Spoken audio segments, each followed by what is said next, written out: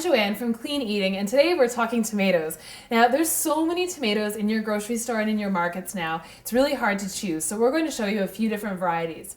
First, we'll start with our plum tomato. Now, this is the Nona's favorite tomato that you'll use in spaghetti sauce, in tomato paste. It's got a low water content, thick skin, and not very many seeds. So to cut this, you can trim off the end,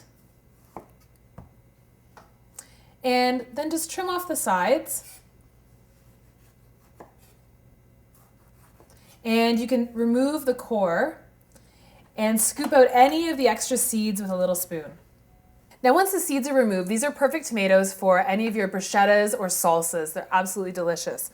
Now, a second cousin to the plum tomato is this little tiny grape tomato.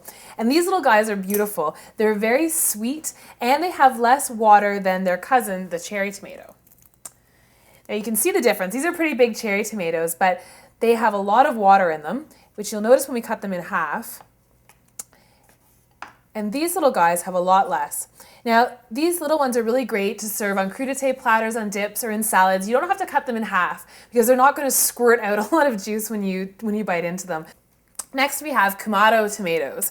Now, these at first glance might look like they're going bad or they're rotten or something. They're kind of a dark brown color with a little bit of green. And these tomatoes are absolutely beautiful when they're served raw. You can serve them in salads or on sandwiches. All you have to do is slice them and serve them. They're very firm, and again, they don't contain a lot of water. They're really delicious and very sweet. And next we have these beautiful tomatoes that always look a little bit funky. These are our heirloom tomatoes. Now, heirloom tomatoes are tomatoes that really haven't been messed with. They're original seed tomatoes, so they come in a variety of different shapes, colors, sizes, everything under the sun. We've got yellow here, we've got some bright red, and we've got some orange, and then we've got ones that are very similar looking to the Kamado tomatoes.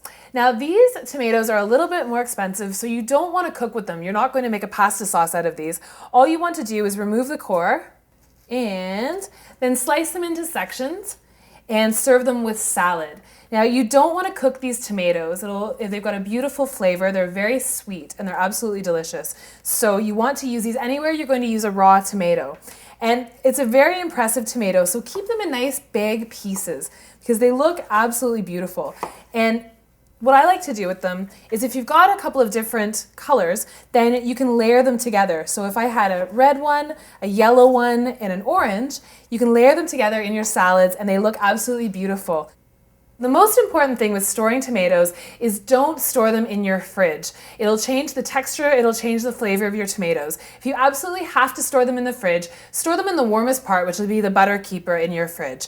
You can keep them on the counter, and if they're a little bit underripe, just put them in a paper bag with an apple, and the ethylene gas from the apple will help them ripen up. I'm Joanne Lusted, and for more tips and tricks, visit us at cleaneating.com.